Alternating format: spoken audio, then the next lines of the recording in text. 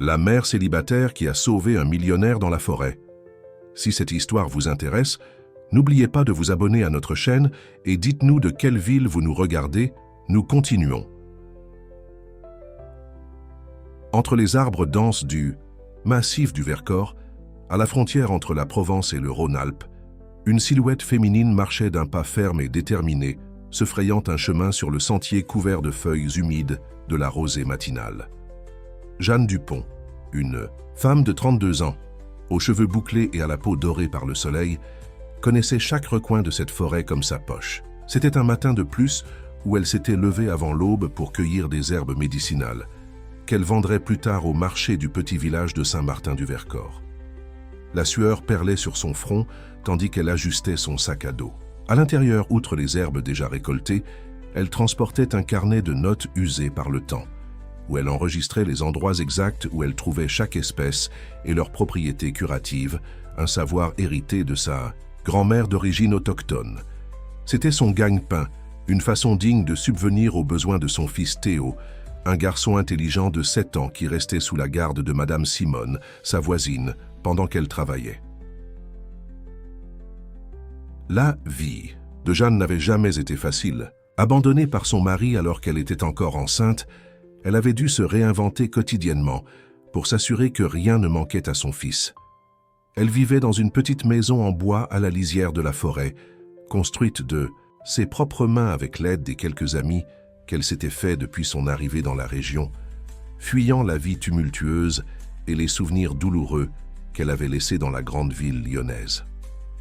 Encore un peu, et j'arriverai au ruisseau des Fougères, pensa-t-elle, en se penchant pour cueillir une broméliacée violette, rare en cette saison. Le ruisseau était son endroit préféré, où l'eau cristalline descendait sur les pierres formant de petites cascades. Là, les herbes poussaient plus vigoureusement, nourries par l'humidité constante et la qualité exceptionnelle du sol. La forêt était plus que son lieu de travail. C'était son refuge, sa conseillère silencieuse. Quand les préoccupations devenaient trop lourdes, c'était là que Jeanne courait, laissant le chant des oiseaux et le murmure des feuilles apaiser son cœur inquiet. « Maman, tu promets de m'apprendre à connaître toutes les plantes comme toi. » La voix de Théo résonna dans sa mémoire, la faisant sourire. Le garçon manifestait la même fascination qu'elle pour la nature, et rien ne la rendait plus fière que de voir dans les yeux de son fils la même passion qui battait dans sa poitrine. Arrivée au ruisseau, Jeanne s'agenouilla sur la berge et remplit sa gourde d'eau fraîche. Elle s'assit sur une pierre plate et sortit de son sac un petit paquet enveloppé dans une feuille de bananier, où elle gardait un morceau de gâteau de maïs qui restait du petit déjeuner. Tout en savourant ce moment de repos, elle observait les rayons de soleil qui pénétraient entre les cimes des arbres, créant des faisceaux de lumière qui dansaient sur l'eau courante. À quelques kilomètres de là, dans un manoir imposant à Grenoble, une autre journée commençait pour Rémi Castillon, entrepreneur de 40 ans, propriétaire de l'une des plus grandes chaînes d'hôtels de luxe du pays. Grand athlétique et aux yeux verts intenses, il finissait de se préparer pour une de ses expéditions dans le massif du Vercors.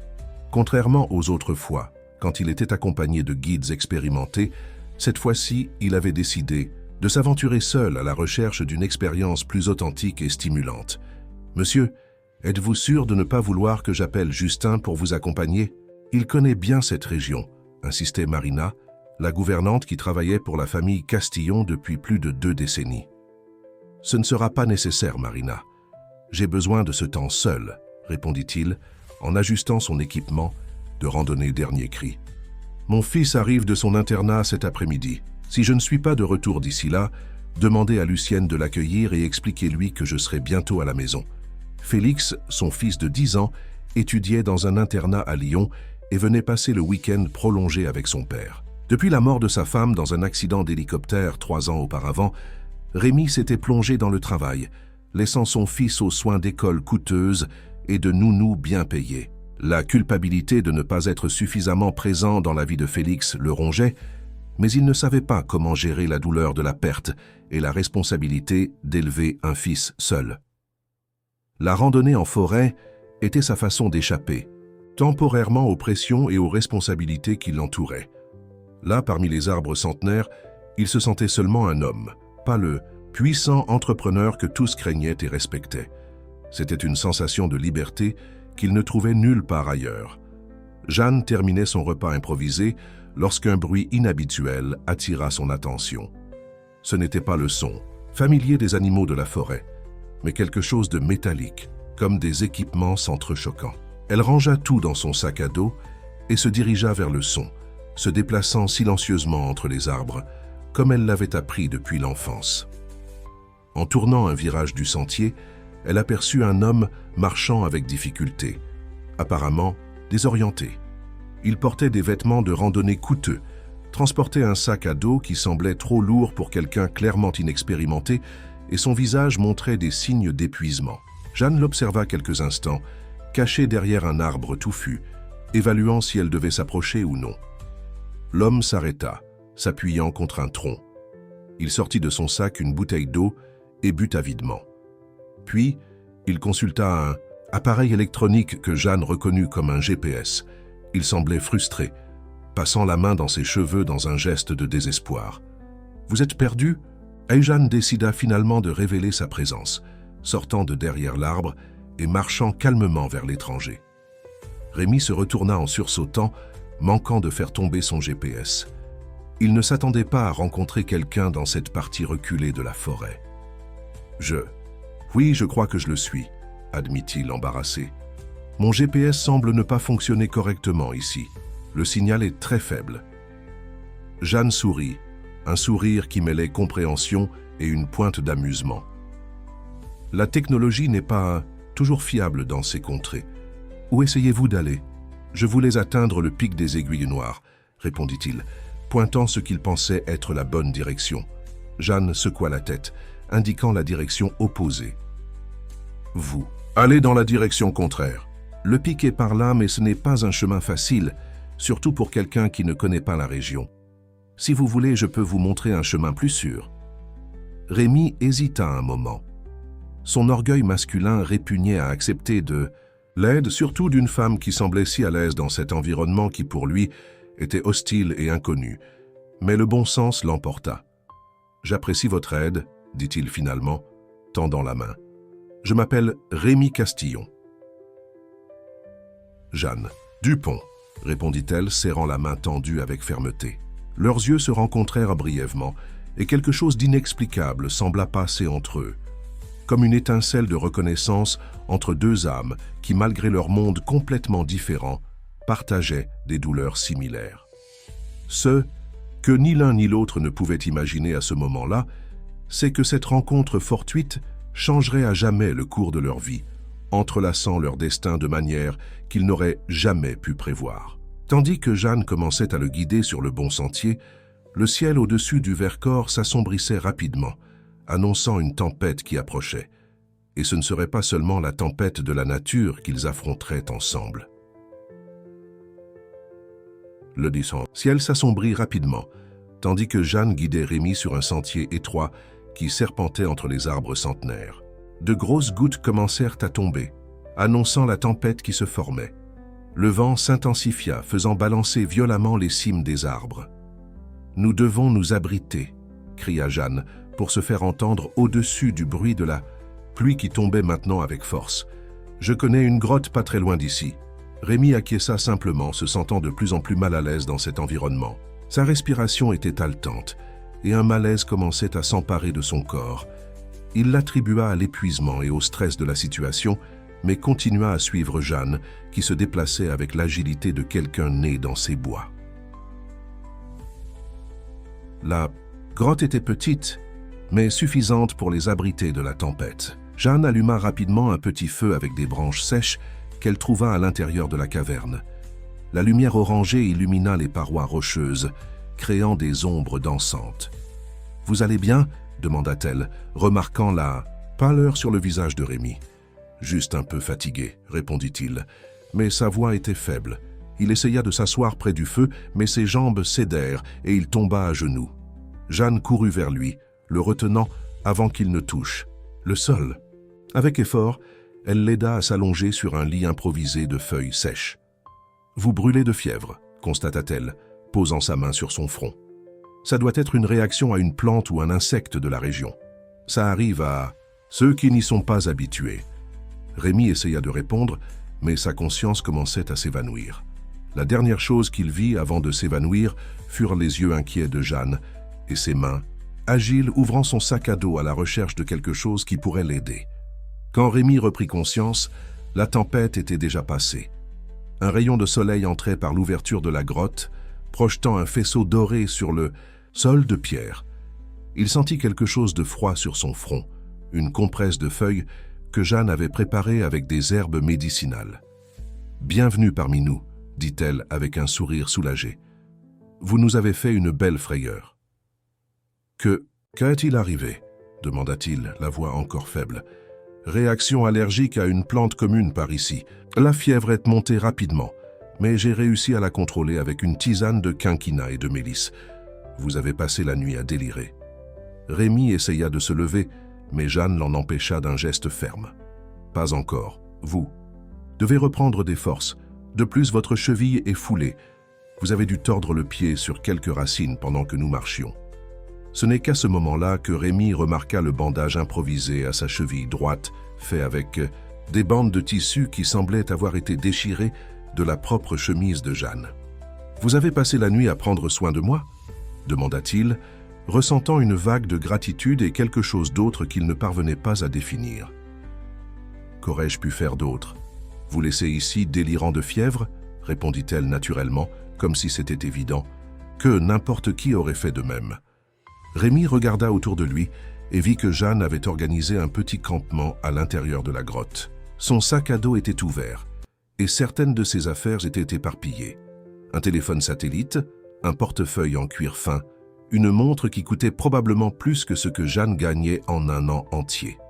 « J'ai essayé d'utiliser votre téléphone pour demander de l'aide, » expliqua-t-elle, suivant son regard, « mais il semble qu'il n'y ait pas de signal même avec cet appareil si sophistiqué. »« C'est un modèle nouveau encore en phase de test, » dit Rémi, se rappelant que ce prototype avait été envoyé spécialement pour lui par une entreprise technologique qui cherchait des investissements. Il était censé fonctionner n'importe où dans le monde. Eh bien, il semble que n'importe où dans le monde n'inclut pas le massif du Vercors pendant une tempête, commenta Jeanne avec une pointe d'ironie. De toute façon, dès que vous vous sentirez mieux, nous pourrons commencer à marcher pour rentrer. Je connais un raccourci qui nous mènera jusqu'à la route en environ 3 heures, même avec votre cheville blessée. La mention du temps fit que Rémi se souvint de Félix, son fils qui devait arriver au manoir à ce moment-là. Quel serait-il? Quel jour sommes-nous? demanda-t-il anxieusement. C'est samedi, il doit être environ midi, répondit Jeanne, observant la position du soleil. Pourquoi? Vous avez un rendez-vous? Mon fils, murmura Rémi, essayant à nouveau de se lever. Il doit arriver à la maison maintenant. Il va s'inquiéter si je ne suis pas là. Jeanne acquiesça, comprenant l'urgence dans la voix de l'homme. Dans ce cas, nous n'avons pas de temps à perdre. Je vais vous aider à vous lever, mais vous devrez vous appuyer sur moi pendant le trajet. Avec effort, Rémi réussit à se mettre debout, s'appuyant sur l'épaule de Jeanne. Elle était forte pour sa taille, habituée au travail dur de la vie dans la forêt. « Attendez, dit-il, atteignant son portefeuille. Je veux vous récompenser pour tout ce que vous avez fait. Vous avez probablement sauvé ma vie. » Il sortit une liasse de billets de 100 € et la tendit à Jeanne. « S'il vous plaît, acceptez. C'est le minimum que je puisse faire. » Jeanne regarda l'argent, puis le visage de Rémi. Ses yeux, qui jusqu'alors avaient été gentils, se durcirent. « Gardez votre argent, dit-elle fermement. Je n'ai rien fait qu'une personne décente n'aurait fait. Je ne suis pas à vendre, ni mon aide. » Rémi fut déconcerté par le refus. Il était habitué à tout résoudre avec de l'argent, à acheter des solutions à ses problèmes. « Je ne voulais pas vous offenser, » essaya-t-il d'expliquer. « Je voulais juste montrer ma gratitude. » La gratitude se montre par des mots et des actions, pas avec des billets de 100, répondit Jeanne, prenant son sac à dos. Si vous êtes vraiment reconnaissant, dites simplement merci et promettez d'être plus prudent la prochaine fois que vous déciderez de vous aventurer seul dans la forêt. Rémi rangea l'argent, se sentant étrangement petit face à cette femme qui n'était pas impressionnée par sa richesse ou son statut. « Merci, dit-il finalement avec sincérité, et je promets d'être plus prudent. » Le chemin du retour fut lent et difficile. Rémi s'appuyait sur un bâton que Jeanne avait transformé en canne improvisée et sur l'épaule de celle-ci quand le terrain devenait plus escarpé. À chaque pas douloureux, il était surpris par la patience et la force de cette femme qu'il connaissait à peine. « Vous avez un enfant ?» demanda-t-il, essayant de se distraire de la douleur et d'en savoir plus sur sa sauveuse. « Oui, Théo, il a 7 ans, répondit Jeanne, un sourire adoucissant ses traits. C'est la lumière de ma vie et son père. Il ne fait pas partie de nos vies. Il a décidé qu'une famille n'était pas ce qu'il voulait quand il a découvert que j'étais enceinte. » La réponse directe, sans auto-apitoiement ni amertume, impressionna Rémi. Lui-même portait encore tant de colère et de ressentiment pour la perte de sa femme qu'il pouvait à peine en parler sans que sa voix ne tremble. « Ça doit être difficile d'élever un enfant seul, commenta-t-il. C'est un défi quotidien, admit Jeanne. Mais chacun de ses sourires, chaque nouvelle découverte, chaque câlin avant de dormir, tout en vaut la peine. Ce qui m'inquiète, c'est de ne pas pouvoir lui donner les opportunités qu'il mérite. L'école du village est simple, et je sais qu'il a le potentiel pour beaucoup plus. » Rémi pensa à Félix, qui avait accès aux meilleures écoles, aux meilleurs professeurs, à tout ce que l'argent pouvait acheter, mais qui souriait rarement. Quand était la dernière fois qu'ils avaient partagé un moment authentique de bonheur? Il ne s'en souvenait pas. « Et vous ?» demanda Jeanne, interrompant ses pensées. « Comment est votre fils ?»« Félix a 10 ans. C'est un bon garçon. » répondit Rémi, se rendant compte à quel point ses mots sonnaient creux. Intelligent, calme, il aime les livres et les jeux de stratégie. « Il semble être un garçon spécial, commenta Jeanne. Vous devez être très fier de lui. »« Je le suis, » dit Rémi automatiquement, mais quelque chose en lui se tordit en réalisant qu'il connaissait si peu son propre fils. Quand étaient-ils devenus pratiquement des étrangers? Après presque 3 heures de marche, ils aperçurent enfin la route. Une voiture de luxe était garée sur le bas-côté et un homme d'âge moyen marchait nerveusement d'un côté à l'autre. En les voyant, il courut dans leur direction. « Monsieur Castillon, Dieu merci, nous vous avons trouvé !» s'exclama l'homme que Jeanne reconnut comme un employé typique de gens riches, costume impeccable, posture servile. Nous étions tous très inquiets. Le jeune Félix est inconsolable. « Justine, comment avez-vous su où me trouver ?» demanda Rémi, soulagé de voir un visage familier. « Vous aviez mentionné à Marina que vous viendriez dans cette région. Quand vous n'êtes pas revenu, nous avons commencé à chercher au point d'accès du sentier. Nous étions sur le point d'appeler les autorités. » Justine regarda Jeanne avec méfiance, évaluant ses vêtements simples et son apparence sauvage. « Et qui serait cette dame ?» demanda-t-il d'un ton qui laissait clairement transparaître sa désapprobation. « C'est Jeanne Dupont, » répondit Rémi avec fermeté, « et elle a sauvé ma vie. Montrez plus de respect. » Justin sembla déconcerté et murmura des excuses. « Ilji Santis » aida Rémi à monter dans la voiture, tandis que Jeanne restait en arrière, observant la scène avec une expression indéchiffrable. « Attendez, » dit Rémi, avant que Justin ne ferme la portière. « Jeanne, comment puis-je vous retrouver? Je veux vous remercier convenablement pour ce que vous avez fait pour moi. » Jeanne sourit, ses yeux reflétant la lumière du soleil couchant. « Je serai au marché de Saint-Martin-du-Vercors. Le week-end prochain, vendant mes herbes. Si vous voulez me trouver, cherchez simplement la Dame des Herbes. » Rémi acquiesça, gravant l'information dans sa mémoire.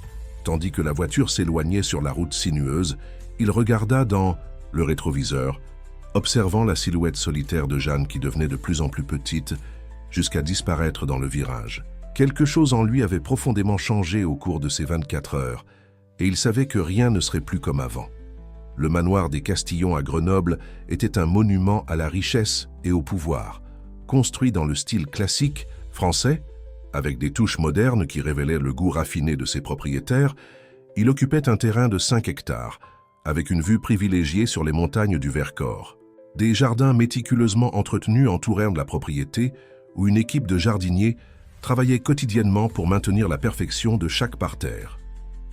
Rémi, la cheville encore bandée par un médecin qui avait été appelé en urgence dès son arrivée à la maison, était assis sur la terrasse principale, observant Félix jouer seul dans le jardin. Le garçon montait un circuit complexe de petites voitures avec la concentration et la précision d'un ingénieur. De temps en temps, il jetait des regards en direction de son père, comme pour s'assurer qu'il était toujours là. « Il a vraiment été terrifié quand vous n'êtes pas arrivé », commenta Marina, plaçant une tasse de café à côté de Rémi. Je ne l'ai jamais vu aussi bouleversé. Rémi soupira, sentant le poids de la culpabilité comprimer sa poitrine. Il avait toujours cru faire le mieux pour son fils, lui offrant confort matériel et éducation de premier ordre. Mais maintenant, après sa rencontre avec Jeanne et Théo, il commençait à remettre en question ses choix. « Marina, pensez-vous que je suis un bon père ?» demanda-t-il soudainement, se surprenant lui-même par la vulnérabilité dans sa voix. La gouvernante, qui connaissait Rémi depuis qu'il était un jeune héritier rebelle, s'assit sur la chaise à côté, un geste qu'elle ne se permettrait jamais en temps normal. « Vous aimez votre fils, de cela je n'ai aucun doute, » répondit-elle avec prudence. « Mais l'amour, c'est aussi la présence, monsieur Rémi. Félix a besoin de votre temps, pas seulement de vos cadeaux. » Les mots frappèrent Rémi comme un coup de poing dans l'estomac. Il regarda à nouveau son fils, si petit et solitaire dans cet immense jardin, et prit une décision. « Félix, » appela-t-il, se levant avec quelque difficulté. « Viens ici. J'ai une idée. » Le garçon leva la tête, surpris. Il laissa les voitures de côté et courut jusqu'à la terrasse. « Qu'y a-t-il, papa » demanda-t-il, les yeux verts identiques à ceux de son père brillants d'attente. « Et si nous passions le reste du week-end ensemble? Juste nous deux, nous pouvons faire ce que tu veux. » Le visage de Félix s'illumina d'un sourire que Rémi réalisa avec une pointe de tristesse ne pas avoir vu depuis longtemps. « Vraiment? Nous pouvons vraiment faire n'importe quoi ?»« N'importe quoi, » confirma Rémi, ébouriffant les cheveux de son fils. « Mais je dois avouer qu'avec cette cheville, les activités trop physiques sont exclues pour le moment. » Félix réfléchit un moment, mordant sa lèvre inférieure, un geste qu'il avait hérité de sa mère et qui serrait toujours le cœur de Rémi. « Pouvons-nous construire une cabane dans l'arbre ?» suggéra-t-il finalement. « Pas maintenant. C'est peut-être quand ta cheville ira mieux. Mais nous pouvons commencer à planifier. » Rémi rit, véritablement surpris par la demande. « Une cabane dans l'arbre? Je pensais que tu demanderais le nouveau jeu vidéo ou quelque chose comme ça. » Félix haussa les épaules. « Les jeux vidéo sont cool, mais je voulais quelque chose que nous pourrions faire ensemble. Et après, ce pourrait être notre endroit spécial.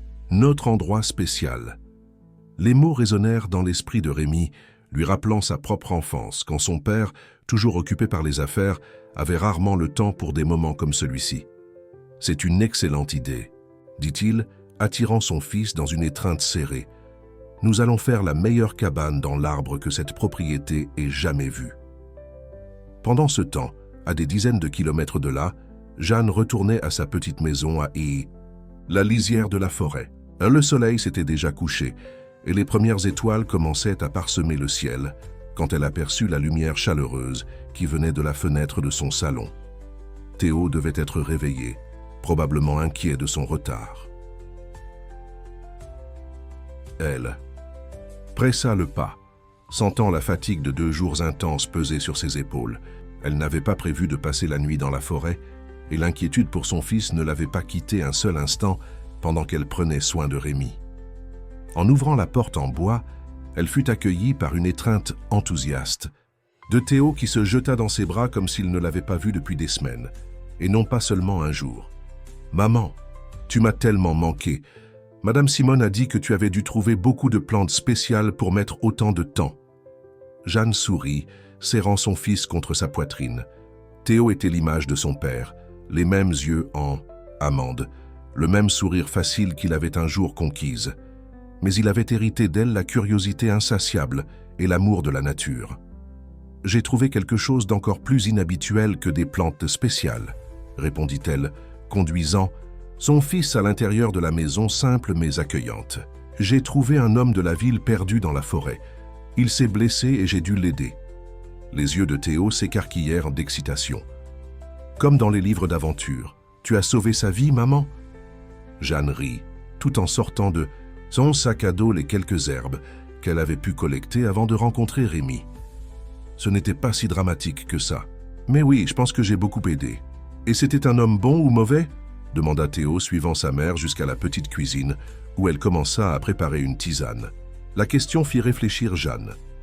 Rémi Castillon n'était pas ce qu'elle aurait attendu d'un homme riche. Il n'était ni arrogant ni cruel. Il semblait véritablement reconnaissant pour son aide, même s'il ne comprenait pas que tout dans le monde ne pouvait pas être acheté.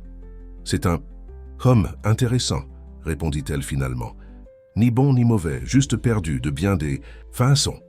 Théo sembla satisfait de la réponse et commença à raconter avec animation sa journée avec Madame Simone, comment il avait aidé à nourrir les poules et comment son fils aîné, Étienne, avait promis de lui apprendre à pêcher, le dimanche suivant.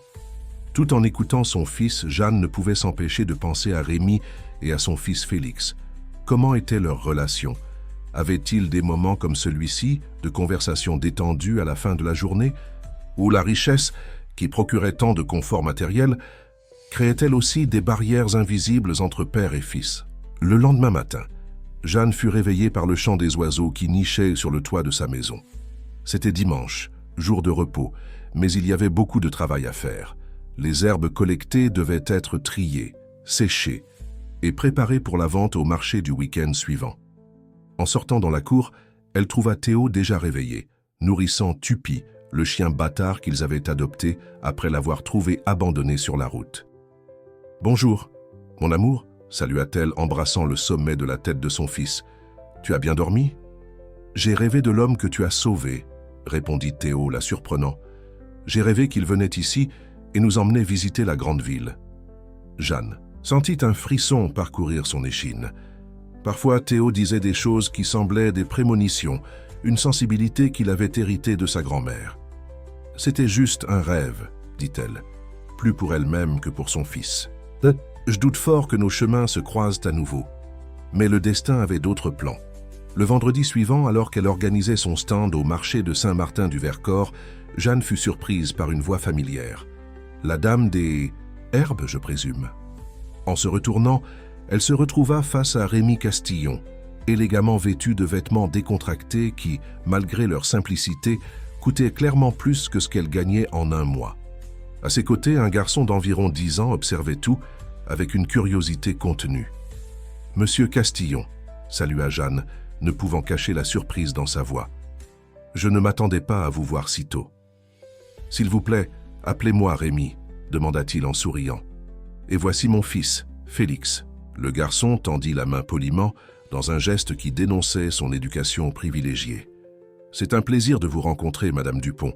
Mon père m'a raconté comment vous l'avez aidé dans la forêt. » Jeanne serra la main du garçon, remarquant comment ses yeux, identiques à ceux de son père, semblaient trop vieux pour quelqu'un de si jeune. « Le plaisir est le mien, Félix, et tu peux m'appeler simplement Jeanne. » À ce moment, Théo apparut, revenant d'une excursion pour acheter une glace avec l'argent qu'il avait gagné en aidant à porter les caisses d'herbes jusqu'au marché. Il s'arrêta en voyant les étrangers parler avec sa mère, un mélange de timidité et de curiosité sur son visage hâlé. « Viens, mon fils, » appela Jeanne.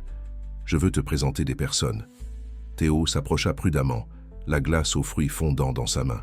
« Voici mon fils. »« Théo, » présenta Jeanne. « Théo, voici monsieur Rémi, l'homme dont je t'ai parlé que j'ai rencontré dans la forêt, et son fils Félix. » Les deux garçons se regardèrent avec la curiosité naturelle de l'enfance, malgré la différence dans leurs vêtements et leur apparence.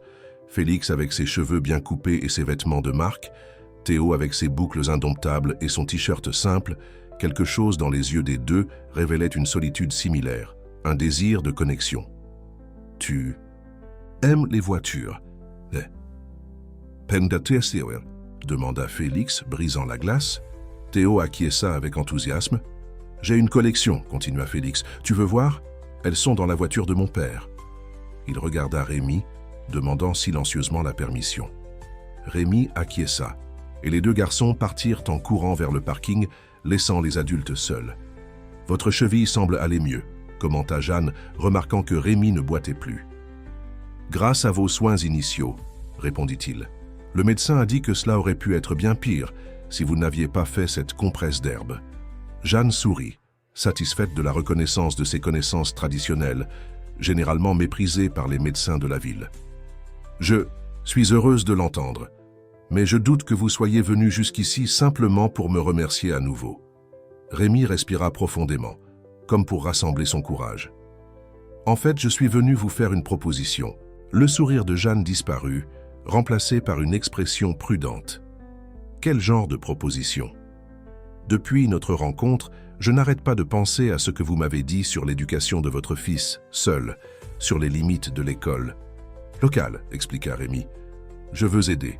Pas comme une charité, comprenez-moi bien, mais comme une façon de vous rendre ce que vous avez fait pour moi. Jeanne croisa les bras, sa posture défensive. J'ai déjà dit que je n'avais pas besoin de votre argent, monsieur Castillon. Rémi, corrigea-t-il doucement. Et je n'offre pas seulement de l'argent. J'offre une opportunité pour votre fils. Une bourse d'études dans la meilleure école de la région.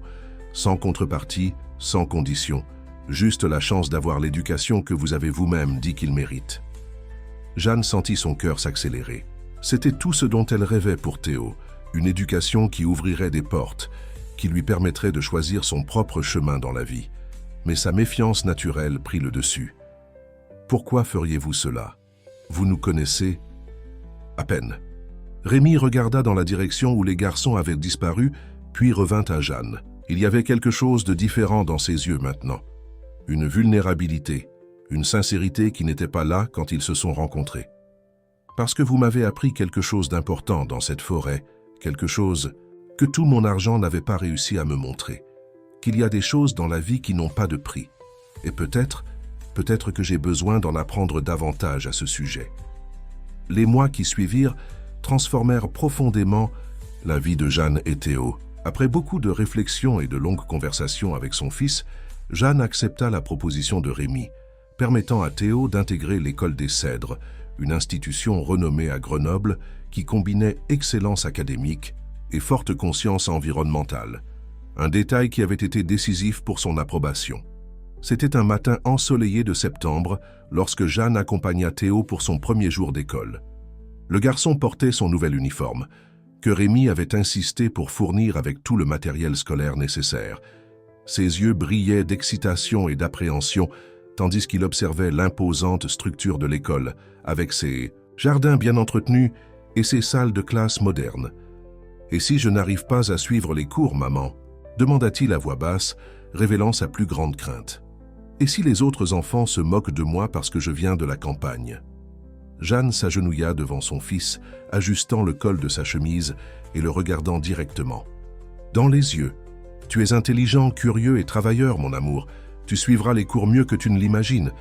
Et quant aux autres enfants, rappelle-toi toujours qui tu es, fils de la forêt, petit-fils d'une sage femme, connaisseur de secrets que ces enfants de la ville n'apprendront jamais dans les livres. » Théo sourit, réconforté par les paroles de sa mère.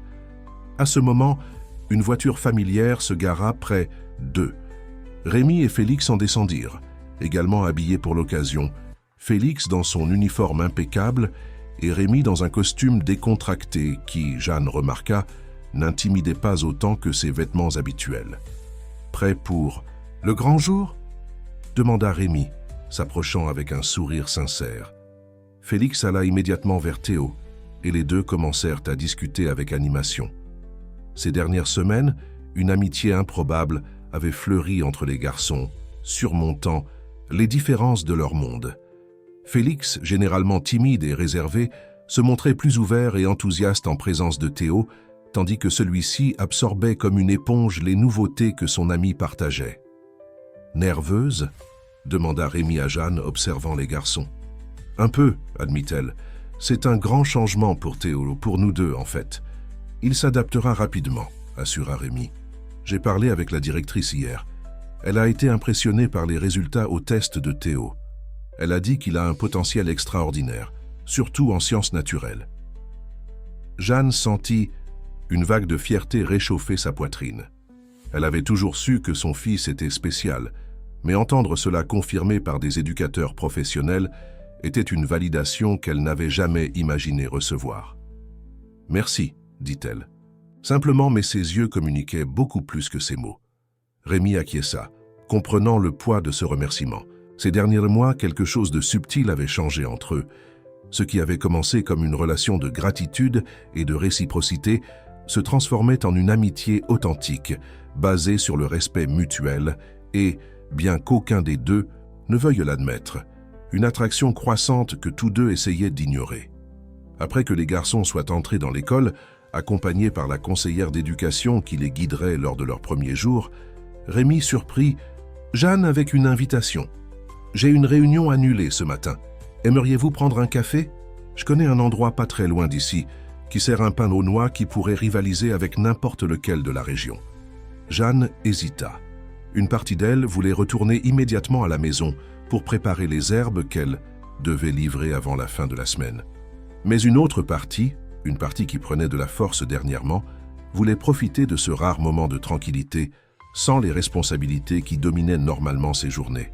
« Pourquoi ? » ?»« Pas, » répondit-elle finalement avec un petit sourire. « Je pense que je mérite une pause. » Le café était situé dans une rue arborée de Grenoble, avec des tables sur le trottoir qui permettaient d'observer le mouvement de la petite mais élégante ville. Tout en savourant café et pain aux noix, la conversation coulait avec une facilité surprenante. Ils parlèrent des garçons, de l'école, et progressivement commencèrent à partager des fragments de leurs propres histoires. Rémi raconta comment il avait repris les affaires de la famille après la perte précoce de son père. Son mariage qui avait commencé comme une alliance entre famille et traditionnelle, mais s'était transformé en un véritable amour, et la dévastation qu'il avait ressentie quand sa femme était partie. Après qu'Élise soit partie, je me suis plongé dans le travail, confessa-t-il, faisant tourner distraitement sa tasse entre ses mains. Je me suis convaincu que je faisais le mieux pour Félix, assurant son avenir financier. Mais la vérité est que je ne savais pas comment être père seul, comment gérer sa douleur quand j'arrivais à peine à gérer la mienne. Jeanne écouta en silence, impressionnée par l'honnêteté de Rémi. C'était la première fois qu'elle le voyait aussi vulnérable, aussi humain. « Et vous ?»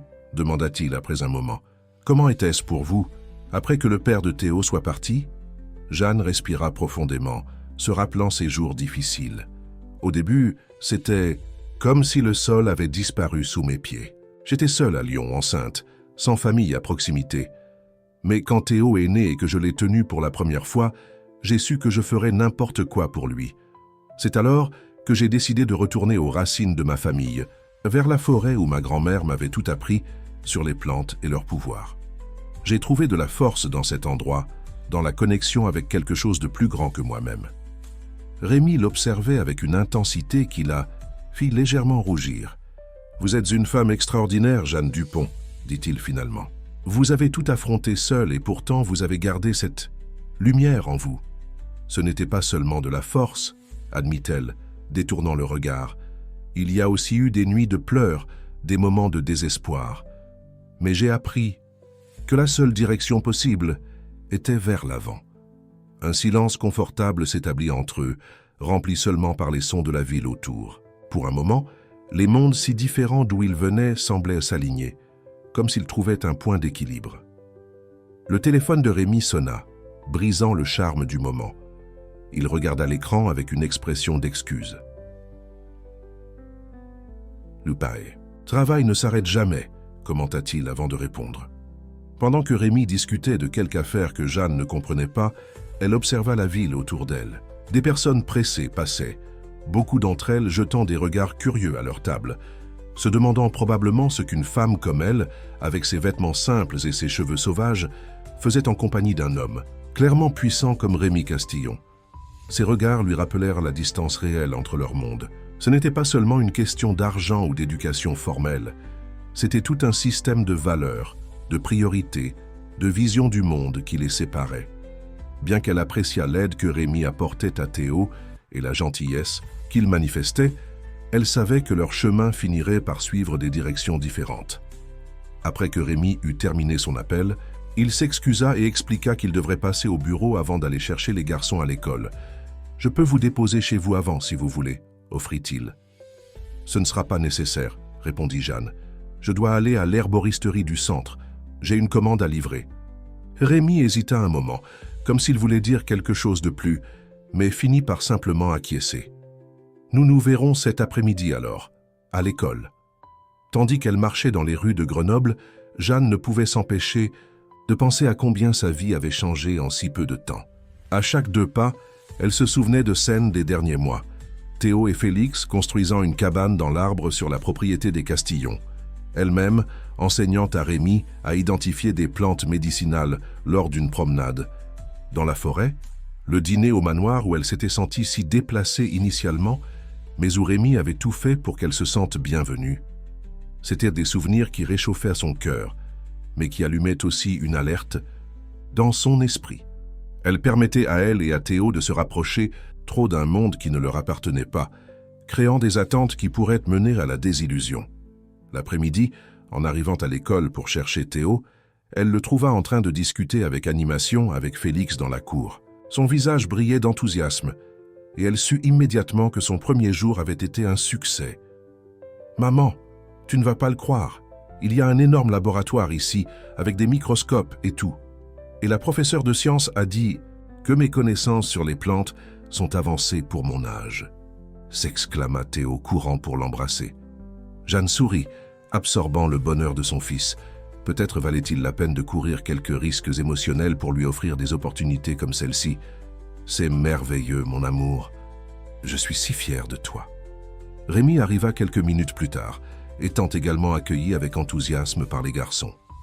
Tandis qu'ils racontaient leur journée, échangeant des phrases et complétant les histoires l'un de l'autre, comme s'ils étaient amis de longue date, Jeanne et Rémi partagèrent un regard de satisfaction. Malgré toutes les différences et complications potentielles, à ce moment, il semblait qu'ils avaient fait le bon choix. Sur le chemin du retour, Théo ne cessa de parler de l'école, de ses nouveaux camarades, de comment Félix l'avait présenté, à tous comme son meilleur ami. « Félix m'a invité à dormir chez lui ce week-end », mentionna-t-il avec désinvolture. « Pouvons-nous, maman, s'il te plaît ?» Jeanne sentit une pointe d'appréhension. C'était un pas significatif. Permettre à son fils de passer la nuit au manoir des Castillons, plongeant encore plus dans ce monde de privilèges. « Je vais y réfléchir, Théo. Je dois d'abord parler avec son père. » Ce que Jeanne ne savait pas, c'est qu'à ce moment même, dans son bureau luxueux à Grenoble, Rémi Castillon prenait une décision qui changerait encore plus le cours de leur vie. Inspiré par la force et le dévouement de Jeanne, il avait commencé à développer un projet qui combinait son talent pour les affaires avec un objectif plus grand, une fondation pour soutenir les mères célibataires en situation de vulnérabilité, leur offrant une formation professionnelle et des bourses d'études pour leurs enfants. Et il voulait que Jeanne soit bien plus que l'inspiration. Il voulait qu'elle soit la directrice du projet, apportant son expérience de vie et sa connexion avec la communauté locale pour garantir que l'initiative réponde réellement aux besoins réels de ces femmes. Ce qui avait commencé comme un simple geste de gratitude se transformait en quelque chose de beaucoup plus grand, quelque chose qui avait le potentiel d'impacter non seulement les vies de Jeanne et Théo, mais de nombreuses autres familles qui affrontaient des défis similaires. Et tandis que la voiture de Rémi suivait la direction opposée au chemin de terre qui menait à la maison de Jeanne, aucun des deux ne pouvait imaginer comment leur vie continuerait à s'entremêler, créant une tapisserie complexe de connexions, de défis et peut-être quelque chose de plus profond que tous deux hésitaient encore à nommer. L'ancienne maison en bois qui, pendant des années, avait servi de foyer à Jeanne, et Théo semblait maintenant étrangement silencieuse. Assise sur la véranda, observant le soleil se coucher derrière les arbres du Vercors, Jeanne feuilletait distraitement une liasse de documents. C'étaient les statuts de la toute récente fondation Nouveau Chemin, où son nom apparaissait comme directrice exécutive. 6 mois s'étaient écoulés depuis que Rémi lui avait présenté l'idée de la fondation. Initialement, elle avait refusé l'offre, convaincue qu'elle n'avait pas les qualifications nécessaires pour un poste aussi important. Mais Rémi avait été persistant, argumentant que personne ne comprendrait mieux les besoins des mères célibataires que quelqu'un qui avait vécu cette réalité. « Je ne veux pas une cadre avec un MBA pour diriger cela », avait-il dit durant l'une de leurs longues conversations. « Je veux quelqu'un avec du cœur, avec une expérience réelle, quelqu'un que ces femmes peuvent regarder et penser. Si elle a pu le faire, je peux aussi. » Et ainsi, après de nombreuses conversations et négociations, Jeanne avait accepté le défi. Les premiers mois furent des montagnes russes d'émotions et d'apprentissage. Elle dut apprendre la gestion, la législation, la collecte de fonds, un univers complètement nouveau pour elle. Mais elle apporta aussi sa propre expertise, la connaissance traditionnelle des plantes médicinales, la connexion profonde avec la terre et principalement la compréhension viscérale des défis affrontés par les femmes élevant des enfants seuls dans un pays aux inégalités abyssales. La fondation aidait déjà 20 familles, offrant des bourses d'études pour les enfants jusqu'à des cours professionnalisants pour les mères, avec un focus sur l'entrepreneuriat durable.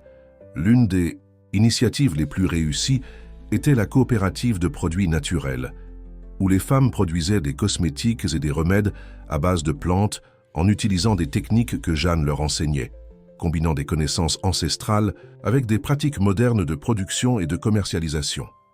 Tupi, le chien bâtard, vint se blottir à ses pieds, la tirant de ses pensées. Elle caressa la tête de l'animal, reconnaissante pour sa compagnie constante, spécialement les nuits où Théo dormait chez les Castillons, quelque chose qui était devenu de plus en plus fréquent ces derniers mois. Le bruit d'une voiture, s'approchant par le chemin de terre, fit Tupi dresser les oreilles, alerte. Quelques instants plus tard, le véhicule familier de Rémi se gara devant la maison. Théo fut le premier à sauter, courant vers sa mère avec l'enthousiasme typique de ses 8 ans. « Maman, tu ne vas pas le croire, nous avons gagné la première place à la foire des sciences !» s'exclama-t-il, montrant fièrement une médaille qui pendait à son cou.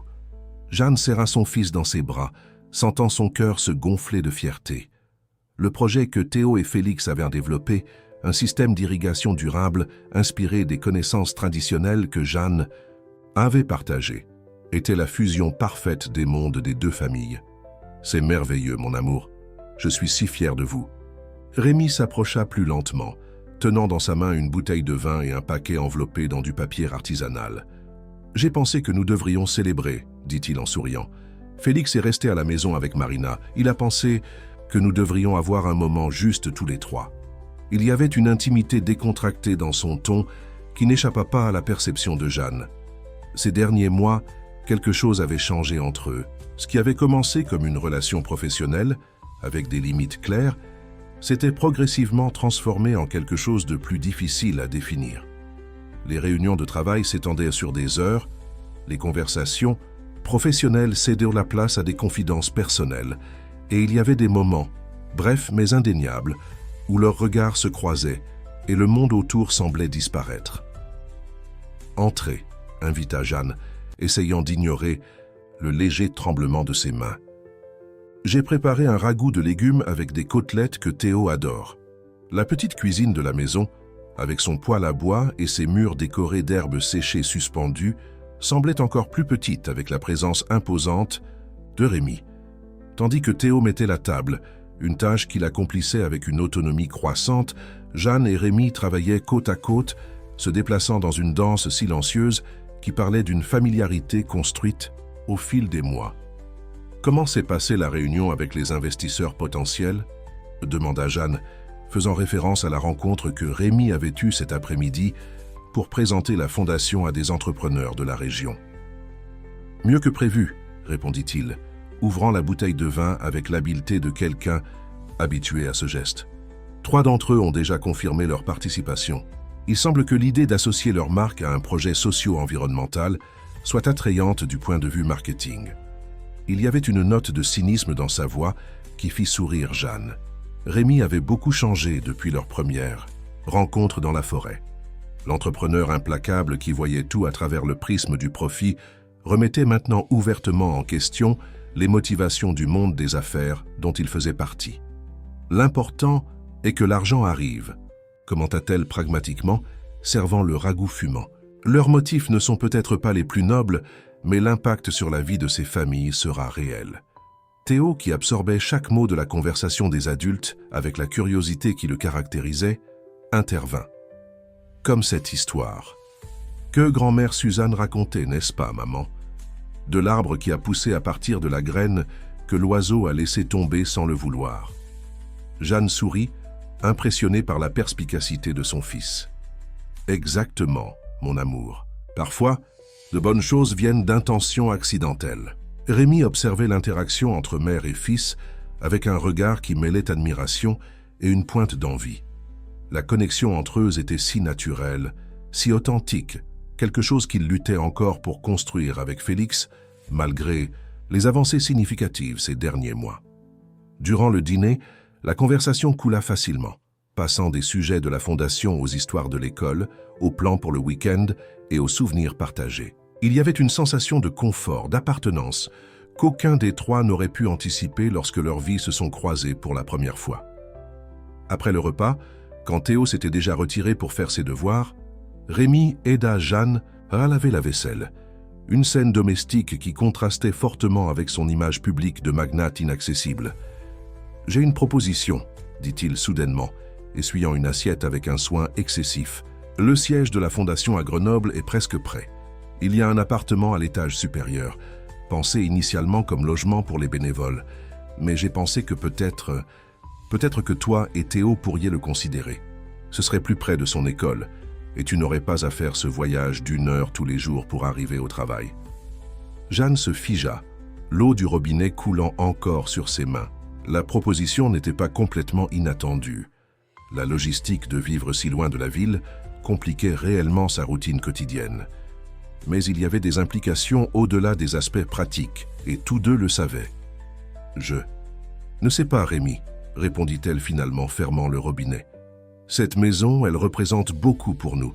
C'est ici que nous avons recommencé, où Théo a fait ses premiers pas, où nous avons appris à être une famille, même si petite. » Rémi s'approcha, touchant légèrement son bras, un geste qui envoya un courant électrique le long de la colonne vertébrale de Jeanne.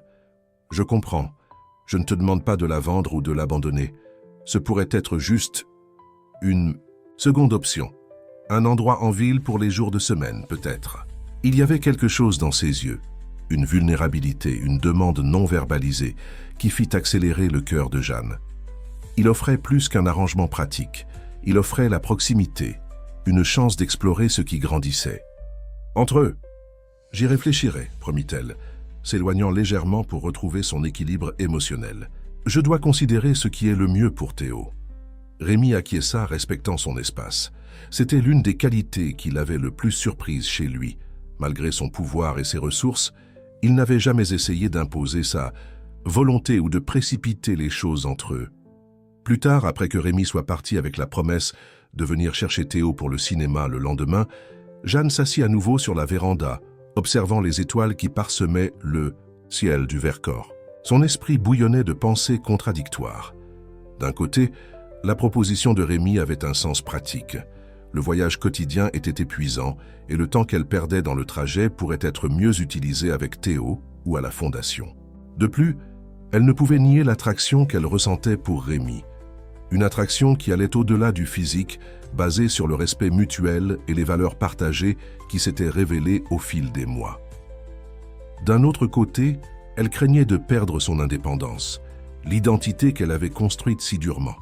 La maison dans la forêt était plus qu'un lieu d'habitation, c'était un symbole de sa résilience, de sa capacité à créer des racines même dans les circonstances les plus adverses. Et il y avait la question des différentes réalités sociales.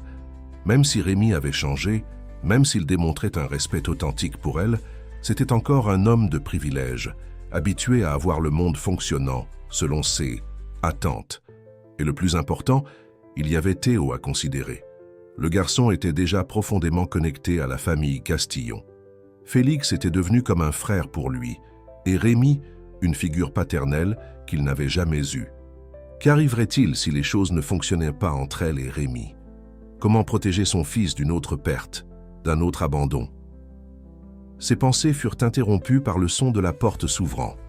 Théo sortit, portant encore le pyjama, des Avengers qu'il avait reçus de Félix lors de son dernier anniversaire. « Tu n'arrives pas à dormir, maman ?» demanda-t-il, s'asseyant à côté d'elle dans la vieille chaise à bascule qui les accueillait confortablement, tous les deux. « Juste, en train de réfléchir, mon amour, » répondit-elle, l'embrassant. « Comment te sens-tu avec tous ces changements dans nos vies ?» Théo réfléchit un moment, avec le sérieux qui parfois surprenait ceux qui ne le connaissaient pas bien. C'est différent, parfois étrange. Mais bon, tu sais, comme ces plants que nous avons transplantés dans le projet de l'école. Au début, ils sont un peu flétris, mais ensuite ils poussent plus fort. Jeanne sourit une fois de plus impressionnée par la sagesse naturelle de son fils. « Et que penses-tu de Rémi ?» Théo la regarda avec une expression qui semblait au-delà de ses années. « Il te fait sourire, maman. Pas comme avant, qui était. Juste avec la bouche. Maintenant, c'est avec les yeux aussi. » L'observation, si simple et vraie, toucha Jeanne profondément. Elle n'avait pas réalisé que son bonheur croissant était si visible, ni que son fils était si perspicace au point de le remarquer. Et ça ne te dérange pas? S'il devenait une partie plus grande de nos vies? Théo secoua la tête. Il fait déjà partie de notre vie, maman, tu ne vois pas? Quand tu parles de la fondation, des projets, des personnes qui sont aidées, tes yeux brillent de la même façon que quand tu racontes les histoires de grand-mère Suzanne. Comme si c'était de la magie. Jeanne serra son fils plus fort, sentant des larmes se former dans ses yeux. Dans sa sagesse enfantine, Théo avait mis le doigt exactement sur le point central de la question. Ce n'était pas seulement à propos de Rémi en tant qu'homme, mais sur la vie qu'ils construisaient ensemble, la mission partagée, l'objectif plus grand qu'ils avaient trouvé. Tandis que la lune montait dans le ciel du Vercors, mère et fils restèrent enlacés sur la véranda, deux âmes connectées par l'amour le plus profond, affrontant ensemble les vents du changement qui soufflaient dans leur vie. Et quelque part à Grenoble, Rémi Castillon regardait la même lune, se sentant simultanément puissant et vulnérable, certain seulement que sa vie ne serait plus jamais la même depuis le jour où il s'était perdu dans cette forêt et avait trouvé beaucoup plus que le chemin de retour à la maison. Le nouvel édifice de la Fondation Nouveau Chemin se distinguait dans le paysage de Grenoble comme un symbole d'espoir et de renouveau. Conçu avec l'aide d'un architecte renommé spécialisé dans le développement durable, le bâtiment incorporait des éléments de l'architecture traditionnelle française avec des technologies écologiques de pointe.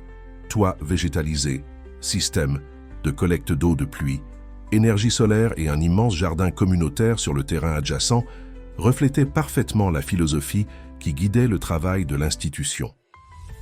Dans la salle principale, décorée avec de l'artisanat, produit par les femmes soutenues par le projet, Jeanne finalisait une réunion avec des partenaires potentiels.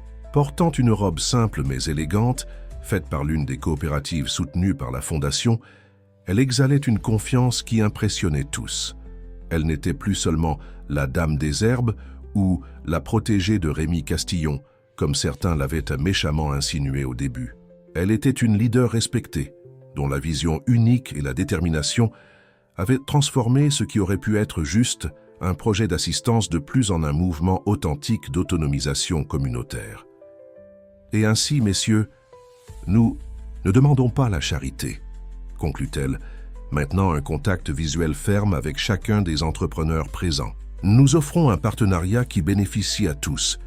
Votre entreprise gagne en visibilité positive et en accès à des produits durables de haute qualité, tandis que les familles gagnent en indépendance économique et en dignité. Un échange, juste, ne pensez-vous pas? Les hommes et femmes autour de la table acquiescèrent, visiblement impressionnés. L'un d'eux, propriétaire d'une chaîne de magasins de produits naturels, fut le premier à s'exprimer.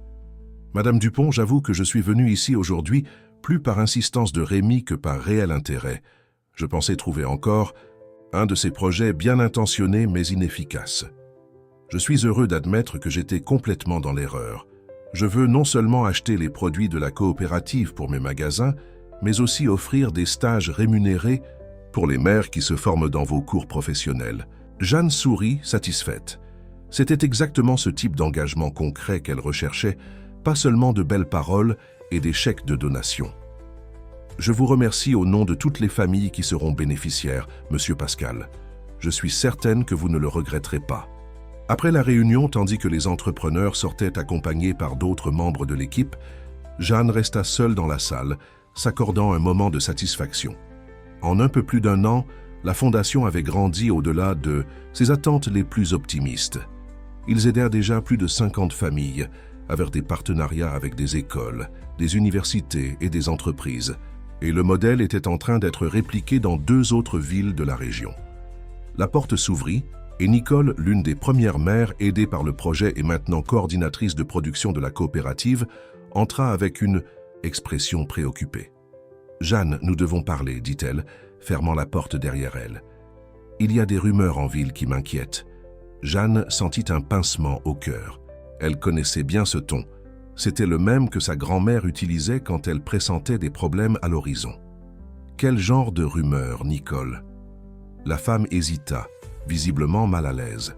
« C'est à propos de toi et de monsieur. »« Rémi, on dit que tu le manipules, que toute cette histoire d'aider les mères célibataires n'est qu'une façade pour que tu te rapproches de sa fortune. » Jeanne sentit son sang bouillir. Ce n'était pas la première fois qu'elle affrontait des rumeurs malveillantes, depuis qu'elle avait pris la direction de la fondation et spécialement depuis qu'elle et Rémi avaient commencé à sortir ensemble officiellement 6 mois auparavant. Mais les commentaires semblaient atteindre un nouveau niveau de cruauté. Qui dit cela, Nicole? Ça a commencé avec sa belle-mère, Madame Béatrice. Il semble qu'elle soit furieuse depuis qu'elle a appris que toi et Théo vivaient dans l'appartement de la fondation pendant la semaine. Elle raconte à tout le monde que tu essaies de remplacer sa fille, de prendre sa place dans la vie de Félix, et que tu utilises ton corps et tes sortilèges, ses mots, pas les miens, pour tromper Rémi. Jeanne ferma les yeux, essayant de contrôler la colère qui grandissait en elle. Béatrice Moreau, mère d'Élise, n'avait jamais caché son mépris pour elle. Depuis la première rencontre, quand Rémi l'avait formellement présentée comme sa petite amie lors d'un dîner familial, la dame de la haute société grenobloise avait clairement fait comprendre qu'elle considérait Jeanne indigne d'entrer dans le cercle des Castillon-Moreau. « C'est ridicule, répondit-elle finalement. Rémi est un homme intelligent, pas un enfant naïf qui peut être manipulé. Et quant à remplacer Élise, ça n'a jamais été mon intention. Félix le sait. Rémi le sait et c'est ce qui importe. » Nicole acquiesça, mais son expression restait préoccupée. « Je le sais, Jeanne. Nous tous qui te connaissons ton intégrité. Mais le problème est que les rumeurs commencent à affecter la fondation. J'ai entendu dire que certains des anciens amis de la famille Castillon font pression sur des partenaires pour qu'ils se retirent. » Jeanne sentit un frisson parcourir son échine. La fondation était plus grande qu'elle, plus grande que sa relation avec Rémi. C'était l'avenir de dizaines de familles, un projet qui faisait réellement la différence.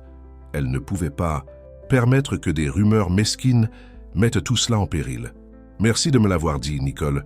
Je vais m'en occuper. » Après le départ de son amie, Jeanne resta dans la salle, regardant par la fenêtre le jardin où plusieurs enfants, fils et filles des femmes du projet, jouaient sous la supervision d'éducateurs. Parmi eux se trouvait Théo, maintenant âgé de 9 ans, aidant les plus petits à planter des semis de légumes dans le potager éducatif. Son fils avait fleuri au cours de la dernière année, pas seulement académiquement, mais en tant que personne. Il était gentil, confiant et démontrait une maturité surprenante pour son âge. Et elle aussi avait grandi, évolué, trouvé une vocation qu'elle n'avait jamais imaginée. Mais à quel prix? Avait-elle compromis son indépendance, ses principes, en acceptant d'entrer dans le monde de Rémi? Son téléphone vibra, interrompant ses pensées. C'était un message de Rémi. « Réunion terminée plus tôt. Je passe te chercher dans 15. Fin dîner à l'auberge du lac. » Félix et Théo ont déjà confirmé leur présence. Jeanne sourit involontairement. Malgré toutes les complications, son cœur s'accélérait encore quand elle pensait à Rémi. Ce qui avait commencé comme une improbable amitié s'était approfondi en un amour mûr, basé sur le respect mutuel et des valeurs partagées.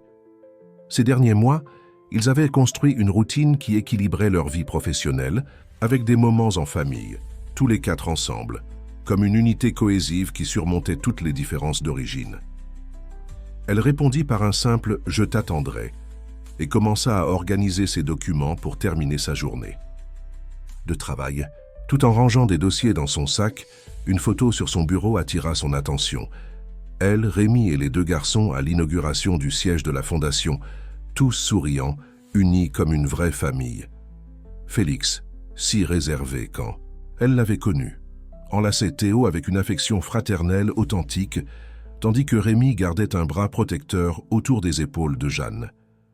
C'était cette image qui importait, pas les rumeurs malveillantes répandues par ceux qui ne comprenaient pas la profondeur de ce qu'ils avaient construit ensemble. Avec cette certitude renouvelée, Jeanne finit de ranger ses affaires et descendit au jardin pour chercher Théo. Elle trouva son fils concentré à aider une petite fille à tenir correctement un outil de jardinage. La scène réchauffa son cœur. Théo avait toujours été un enfant solidaire, mais la dernière année semblait avoir encore amplifié sa capacité d'empathie. « Prêt pour le dîner ?» demanda-t-elle en s'approchant. Le visage du garçon s'illumina. « Nous allons à l'auberge du lac. Félix m'a dit qu'ils ont un nouveau plat de truite aux herbes du Vercors. » « Exactement. Rémi vient nous chercher. » Tandis qu'il se dirigeait vers l'entrée de la fondation, Jeanne remarqua une voiture inconnue garée près du portail. une femme élégante d'âge moyen sortit du véhicule, marchant dans leur direction d'un pas déterminé. Jeanne sentit son estomac se nouer en reconnaissant Béatrice Moreau. « Maman, qui est cette dame ?» demanda Théo, percevant la tension soudaine de Jeanne. « C'est la grand-mère de Félix, » répondit-elle doucement. « Reste près de moi, d'accord ?» Béatrice s'approcha, ignorant complètement la présence de Théo. Ses yeux, froids comme la glace, se fixèrent sur Jeanne avec un mépris à peine dissimulé.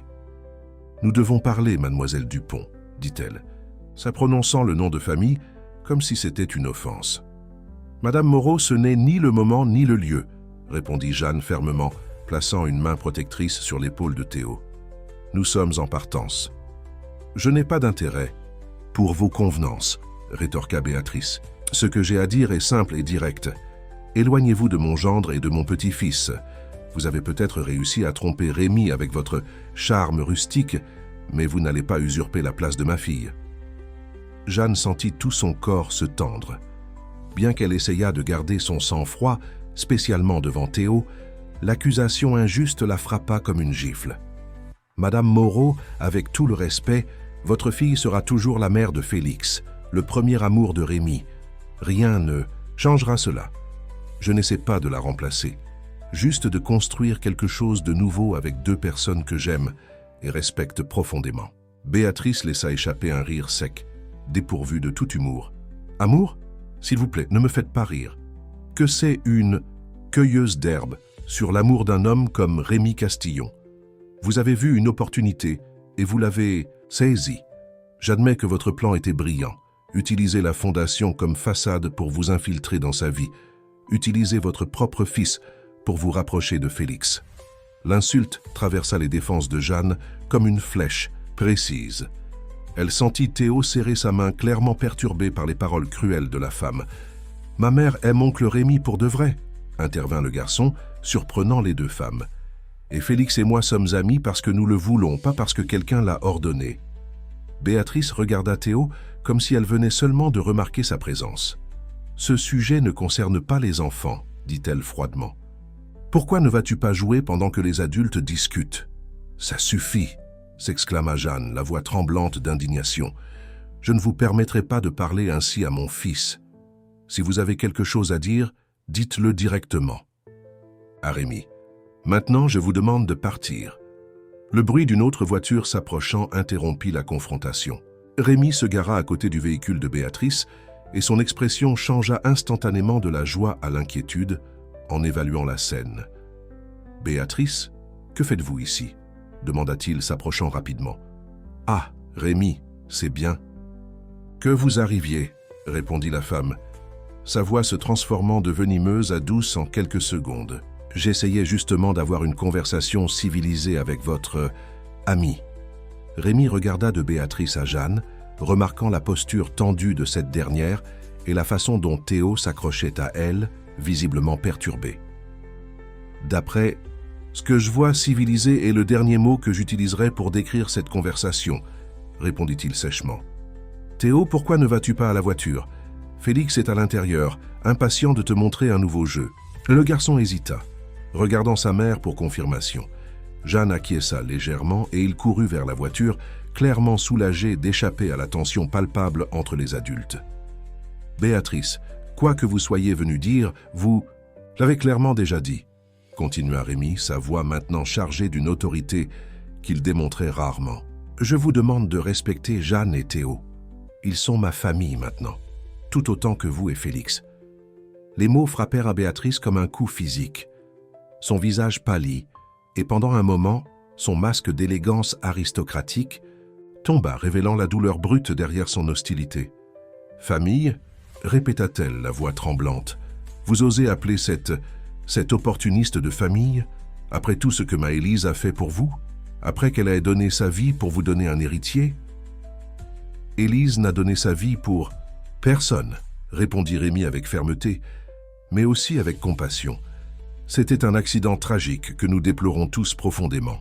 Mais elle aurait voulu que Félix et moi allions de l'avant, que nous trouvions à nouveau le bonheur.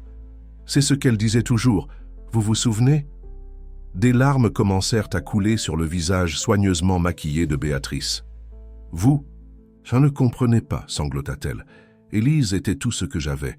Et maintenant, vous voulez que j'accepte que cette femme incroyable, forte et généreuse, qui a élevé un fils exceptionnel seul, qui aide des dizaines, des familles à trouver dignité et indépendance, qui m'a enseigné à moi et à Félix le sens de la véritable force, que cette femme fasse maintenant partie de nos vies, compléta Rémi, son regard s'adoucissant en rencontrant les yeux de Jeanne. Oui, c'est exactement ce que j'espère que vous acceptiez, Béatrice. Pas pour moi, mais pour Félix, votre petit-fils qui aime Jeanne et Théo, et mérite d'avoir tous ceux qui l'aiment unis, pas divisés. Les paroles de Rémi planèrent dans l'air, chargées d'une vérité simple mais puissante. Jeanne sentit une émotion écrasante prendre possession de sa poitrine, pas seulement pour la façon dont il l'avait défendue, mais pour la clarté avec laquelle il avait exprimé ce qu'ils étaient devenus l'un pour l'autre, pour les enfants, pour la communauté qu'ils servaient maintenant ensemble. Béatrice semblait momentanément sans voix, une vulnérabilité inédite dans son aspect toujours contrôlé. Finalement, elle essuya ses larmes avec un mouchoir fin et parla à voix basse. « Vous l'aimez vraiment, n'est-ce pas ?» La cérémonie fut simple mais significative, réalisée au cœur de la forêt du Vercors, dans une clairière proche du ruisseau où tout avait commencé 2 ans auparavant. Elle réunissait uniquement les personnes les plus importantes dans la vie de Jeanne et Rémi. Sous un dais naturel d'arbres centenaires, décorés de fleurs indigènes et de cristaux qui reflétèrent la lumière du soleil couchant, ils échangèrent des vœux qui n'étaient pas seulement des promesses d'amour, mais aussi de respect, de partenariat et d'objectifs partagés. Théo et Félix, maintenant âgés de 10 et 12 ans respectivement, se tenaient à leur côté, témoins fiers de l'union qui, de bien des façons, ils avaient aidé à construire. Les garçons portèrent des tenues qui combinaient des éléments traditionnels français avec des touches contemporaines, symbolisant le pont entre les mondes qui caractérisait la nouvelle famille qu'ils formaient. Parmi tous les chemins que j'ai parcourus, je n'aurais jamais imaginé que je me perdrais dans une forêt pour trouver mon véritable nord, dit Rémi, sa voix ferme mais émue. Tu m'as appris, Jeanne, que la véritable richesse ne réside pas dans les possessions ou le pouvoir, mais dans la capacité de voir le monde à travers les yeux de l'autre, de tendre la main sans rien attendre en retour, de reconnaître la dignité inhérente à chaque être humain. Jeanne, vêtue d'une simple robe en coton écru brodée de graines et de fleurs séchées par les artisanes de la coopérative, sourit à travers les larmes qui troublaient en sa vision. Et tu m'as montré, Rémi, que parfois, il faut du courage. Non seulement pour refuser l'aide par orgueil, mais aussi pour l'accepter avec humilité.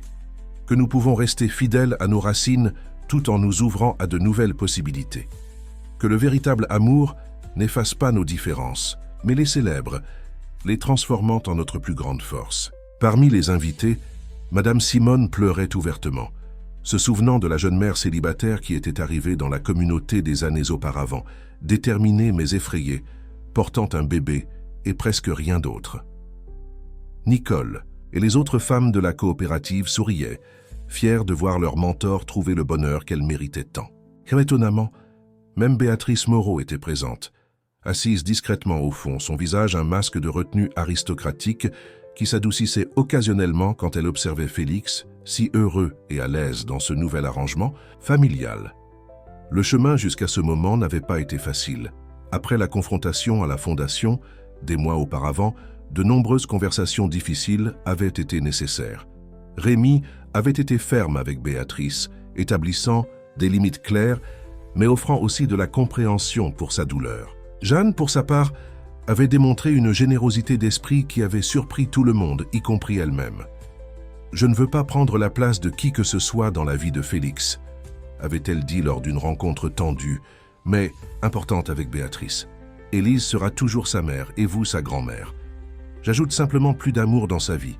Je ne remplace pas ce qui existe déjà. » Lentement, la résistance de Béatrice avait commencé à diminuer, surtout quand elle avait été témoin du bonheur authentique de son petit-fils. Le moment décisif était venu lorsque Félix, pendant un dîner familial, avait appelé Jeanne « Maman Jeanne » pour la première fois, un terme qu'il avait lui-même créé, qui honorait à la fois la mémoire d'Élise et le rôle que Jeanne occupait maintenant dans sa vie. La cérémonie se poursuivit avec la participation active de tous les présents. Madame Simone conduisit un rituel d'herbe inspirée des traditions ancestrales, tandis que le prêtre de la petite église de Saint-Martin du Vercors offrait une bénédiction qui respectait la spiritualité syncrétique de Jeanne et la formation catholique de Rémi. Les enfants aidés par la Fondation chantèrent une chanson spécialement composée pour l'occasion, leur voix pure s'élevant parmi les arbres comme un hymne d'espoir. Lorsque les mariés furent officiellement déclarés unis, il n'y eut pas la traditionnelle libération de colombes ou de papillons. Au lieu de cela, chaque invité reçut un petit plant d'arbre indigène qu'ils planteraient ensemble le lendemain, créant un nouveau bosquet qui grandirait comme témoin vivant de cette union.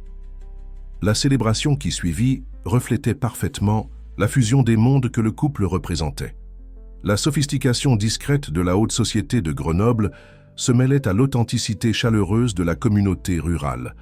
Des plats gastronomiques préparés par le chef du meilleur restaurant de la région partagèrent l'espace avec des mets traditionnels faits par Madame Simone et d'autres femmes de la communauté. La musique classique alternait avec des rythmes populaires, créant une bande sonore aussi diverse que les invités qui remplissèrent l'espace. À un moment de la fête, Jeanne se retrouva seule un instant, observant la scène avec un sentiment de plénitude qu'elle n'aurait jamais imaginé possible. Elle vit Théo et Félix jouer avec d'autres enfants, leur rire résonnant dans la clairière. Elle vit Rémi discuter avec animation avec Monsieur Étienne, le pêcheur qui avait appris à Théo à pêcher et qui était maintenant instructeur d'écotourisme dans l'un des projets de la Fondation. Elle vit des femmes de la haute société échanger des recettes avec les artisanes de la coopérative, les barrières sociales temporairement dissoutes par la joie partagée. « Un centime pour vos pensées », dit une voix douce derrière elle. Jeanne se retourna pour trouver Béatrice, tenant 2 coupes de champagne et en offrant une avec un geste hésitant. « Merci », répondit-elle, acceptant la boisson avec un sourire prudent. Pendant un moment, les 2 femmes restèrent silencieuses, observant la célébration. Puis Béatrice parla, sa voix plus douce que Jeanne ne l'avait jamais entendue. « Vous savez, quand Élise était enceinte de Félix, elle a eu un pressentiment. Elle a dit que si quelque chose lui arrivait, Rémi trouverait quelqu'un de spécial. T'as aimé, quelqu'un de complètement différent d'elle qui le défierait et le transformerait. » Jeanne regarda la femme avec surprise. C'était la première fois que Béatrice mentionnait sa fille sans que la douleur ne domine sa voix. « Élise devait être une femme extraordinaire, » commenta-t-elle sincèrement. « Elle l'était, » confirma Béatrice, un sourire mélancolique mais authentique, adoucissant ses traits habituellement sévères. « Et elle vous aurait aimé, malgré toutes vos différences. Elle aurait admiré votre force, votre indépendance. » Ces paroles touchèrent Jeanne profondément. Ce n'était pas exactement une bénédiction, mais cela représentait un énorme pas pour Béatrice et un cadeau précieux le jour de son mariage. « Cela signifie beaucoup pour moi, » répondit-elle simplement, « et je veux que vous sachiez que Félix connaîtra toujours sa mère à travers nos histoires. Je n'essaierai jamais d'effacer sa mémoire ou de prendre sa place. » Béatrice acquiesça regardant son petit-fils qui jouait joyeusement. « Je le sais maintenant, et c'est pourquoi je suis ici aujourd'hui. » Les 2 femmes levèrent leur coupe dans un toast silencieux, scellant non pas exactement une amitié, mais un armistice honorable et l'engagement partagé pour le bonheur des enfants qu'elles aimaient. Le moment fut interrompu par Rémi, qui s'approcha avec un sourire radieux. Les 2 femmes les plus formidables que je connaisse, conversant paisiblement. « Dois-je considérer cela comme mon cadeau de mariage ?» Béatrice leva les yeux au ciel, mais il y avait une légère touche d'humour dans son geste. « Ne vous y habituez pas, Rémi. Je pense toujours que vous ne méritez aucune d'elles, ni ma fille, ni votre nouvelle épouse. » Sur ces mots, elle s'éloigna avec sa dignité caractéristique, laissant le couple seul. « Elle fait un effort, » commenta Jeanne, observant la silhouette élégante de Béatrice s'éloigner. « C'est plus que ce que nous espérions. » Rémi entoura la taille de Jeanne de son bras, l'attirant plus près. « Tu sais ce que Félix m'a dit ce matin ? Qu'il se sent comme le garçon le plus chanceux du monde d'avoir 2 mères, une au ciel, veillant sur lui, et une autre ici sur terre, guidant ses pas. » Jeanne sentit les larmes se former à nouveau dans ses yeux. Ce garçon a une sagesse qui dépasse son âge. « Tout comme Théo, » convint Rémi. « Je crois que nous apprenons plus d'eux que de nous. » La fête continua jusqu'à la nuit, des feux étant allumés lorsque le soleil se coucha finalement derrière les montagnes. Sous le ciel étoilé du Vercors, Des histoires furent partagées, des chansons entonnées et des promesses silencieuses faites. Dans un moment particulièrement émouvant, Théo et Félix demandèrent l'attention de tous pour faire une annonce spéciale. Avec la confiance de ceux qui savent exactement ce qu'ils veulent, les garçons révélèrent leur projet commun pour la Fondation, un programme éducatif qui combinerait la connaissance traditionnelle des plantes médicinales avec la science moderne, destiné aux jeunes des communautés défavorisées. Nous voulons que d'autres enfants aient les mêmes opportunités que nous avons eues, expliqua Félix, sa voix claire et décidée.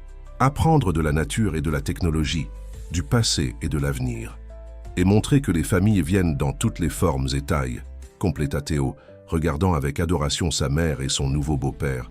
Ce qui compte, c'est l'amour et le respect. Les invités applaudirent avec enthousiasme, beaucoup avec des larmes aux yeux face à la maturité et à la vision des jeunes. Jeanne et Rémi échangèrent des regards de fierté et d'étonnement.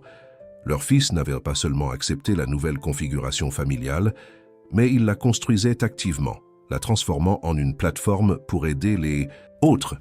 Plus tard, quand la majorité des invités étaient déjà partis et que seul un petit groupe restait autour du feu principal, Rémi demanda un moment d'attention.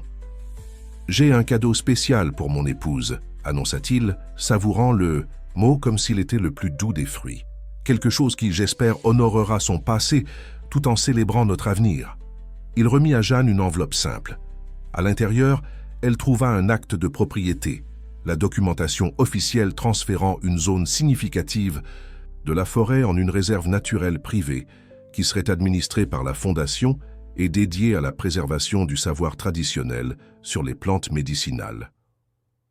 La réserve Suzanne, lut Jeanne à haute voix, émue de voir le nom de sa grand-mère éternisé de cette façon. Rémi, je n'ai pas de mots. L'idée n'était pas seulement la mienne, confessa-t-il en souriant.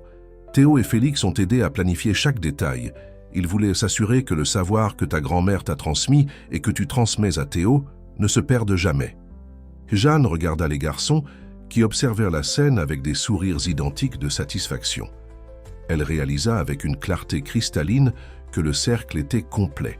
Ce qui avait commencé comme une rencontre fortuite dans la forêt, une femme déterminée aidant un homme perdu, s'était transformé en un voyage de transformation mutuelle, de croissance partagée, qui s'étendait maintenant pour embrasser non seulement leurs familles immédiates, mais toute une communauté. « Nous sommes vraiment bénis », dit-elle simplement, des mots inadéquats pour exprimer la profondeur de sa gratitude et de sa joie.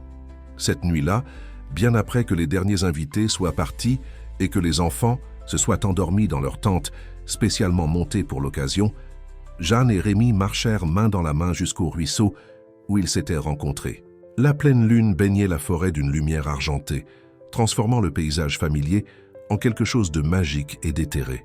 « C'est ici que tu m'as amené ce jour-là, » dit Rémi, regardant le ruisseau qui coulait sereinement entre eux. Les pierres moussues, inconscient fiévreux, complètement vulnérable. « Et c'est ici que tu as essayé de me payer pour avoir sauvé ta vie, » rappela Jeanne avec un sourire espiègle. « Ma plus grande erreur est, ironiquement, la meilleure. »« Chose que j'ai jamais faite, » répondit-il, l'attirant dans ses bras. « Si tu avais accepté cet argent, nous ne nous serions probablement jamais revus. C'est ton refus qui m'a intrigué, qui m'a donné envie de mieux te connaître. » Jeanne appuya sa tête contre la poitrine de Rémi, écoutant les battements forts et constants de son cœur. « Tu sais ce que ma grand-mère Suzanne disait toujours? Que tout dans la vie est un cercle. Nous naissons de la terre et y retournons.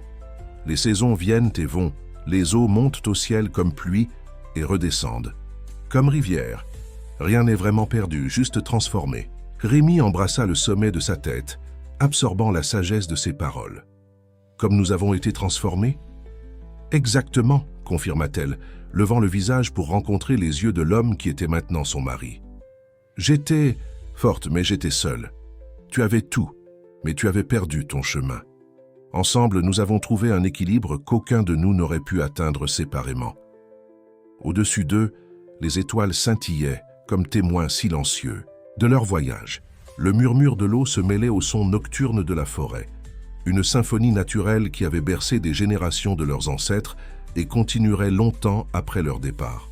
« Et nos fils » ajouta Rémi, pensant aux garçons. qui dormait paisiblement à quelques mètres de là. Ils sont le prochain tour du cercle, portant le meilleur de nous, mais créant leur propre chemin. Jeanne acquiesça, un sentiment de paix profonde remplissant son être. Le chemin n'avait pas été facile, ils affronteraient encore des défis, il y aurait encore des moments de doute et de difficulté, mais maintenant, ils avaient quelque chose qui transcendait les circonstances extérieures. Un partenariat basé sur le respect mutuel, un objectif partagé et un amour qui avait été forgé non dans la perfection, mais dans l'acceptation authentique de leurs imperfections et différences. « À notre famille », murmura Rémi comme s'il portait un toast à la lumière de la lune, « pas celle dans laquelle nous sommes nés, mais celle que nous avons choisi de construire. »« À notre famille », répéta Jeanne, scellant la promesse avec un baiser qui parlait de passé et de futur, de racines profondes et de possibilités infinies, de deux mondes qui, contre toute probabilité, avaient retrouvé un foyer commun à l'intersection de leurs différences. Et ainsi, sous le dais protecteur de la forêt qui les avait unis, Jeanne et Rémi commencèrent le prochain chapitre de leur histoire extraordinaire. Non plus comme sauveuses et sauvés, non plus comme personnes de mondes séparés,